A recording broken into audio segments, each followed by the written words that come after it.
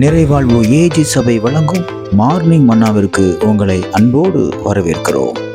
கர்த்தருடைய பரிசுத்த நாம் மகிமைப்படுவதாக. இந்த நாளிலே உங்களை சந்திப்பதிலே மிகுந்த சந்தோஷம். என அன்பான தேர்வு பிள்ளைகளே, அநேக காரியங்களை நீங்கள் தொலைந்து போய் சில காரியங்களை நீங்கள் மிகவும் விருப்பமாய் வைத்திருந்த அவைகள் உங்கள் கைகளை விட்டு போயிருக்கலாம்.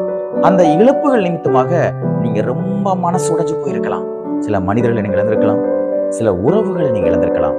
இன்றைக்கு கர்த்தர் உங்களோட பேசுகிறார். என்ன வார்த்தை தெரியுமா? 2 ராஜாக்களின் புஸ்தகத்துல 6வது அதிகாரத்துல அழகாக ஒரு வார்த்தை இப்படியாக சொல்லப்பட்டிருக்கு. 5வது வசனத்துடைய கடைசி பகுதி, ஐயோ என் ஆண்டவனே, அது இரவலாக வாங்கப்பட்டதே என்று கூவினான் என்று சொல்லப்பட்டிருக்கிறது.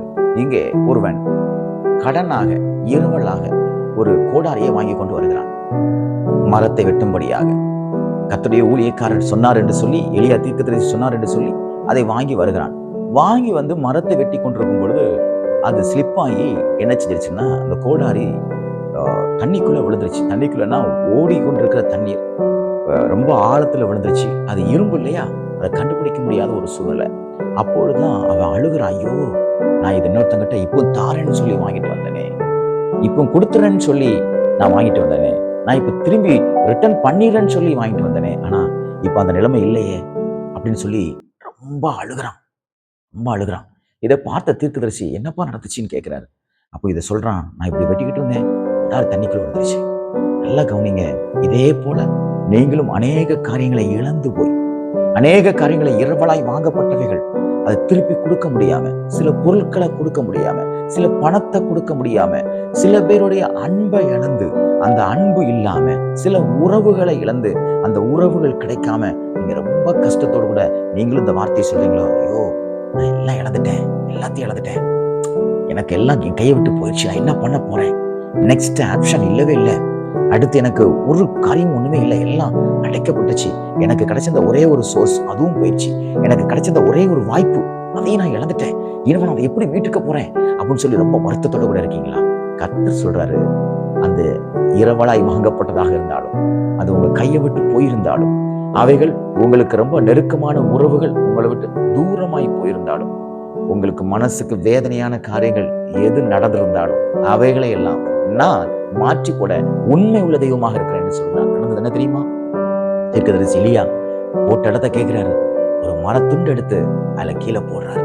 தண்ணிக்குள்ள போட்ட உடனே அந்த மரத்துண்டு அந்த இரும்ப கோடாரிய மேல தூக்கிட்டு வந்துருச்சு பாருங்க.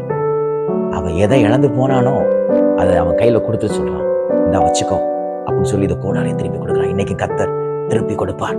எவைகள் எல்லாம் இழந்து போய் தவித்து கொண்டிருக்கீங்களோ, அன்பை இழந்துட்டீங்களா, சந்தோஷத்தை இழந்துட்டீங்களா, பணத்தை இழந்துட்டீங்களா, சில உறவுகளை இழந்துட்டீங்களா, சில ஆசீர்வாதத்தை இழந்துட்டீங்களா, பிள்ளைகளை இழந்துட்டீங்களா, உங்க கணவனை நீங்க இழந்துட்டீங்களா, உங்க மனைவியை நீங்க இழந்துட்டீங்களா?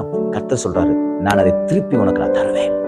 அவைகள் ஆழத்துல விழுந்திருக்கலாம், உனக்கு அடையாளம் தெரியாம போயிருக்கலாம், அட்ரஸ் இல்லாம இருக்கலாம், ஆனா அதை திருப்பி கொண்டு வந்து உன்னிடத்திலே சேர்ப்பது அது என்னுடைய கடமை என்று சொல்கிறார். அது கர்த்தருடைய சித்தமா இருப்பேன்.